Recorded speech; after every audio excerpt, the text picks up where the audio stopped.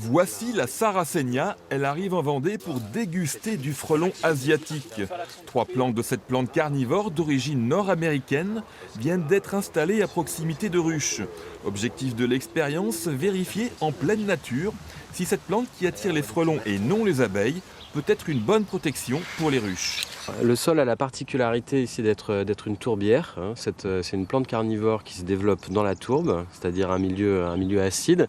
Évidemment, sol pauvre en nutriments, donc naturellement, la plante s'est spécialisée, a dû apprendre à aller chercher de la nourriture ailleurs, et en l'occurrence, c'est ce qui passe dans les airs. C'est à Nantes, au Jardin des Plantes, que les jardiniers ont fait cette découverte. Dans les entrailles de cette carnivore, beaucoup de frelons asiatiques qu'elle semble particulièrement apprécier.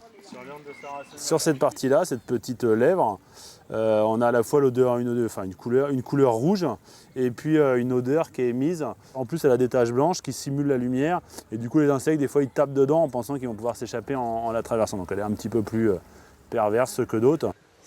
La Sarracenia sera-t-elle enfin l'arme efficace pour protéger les ruches, donc les abeilles?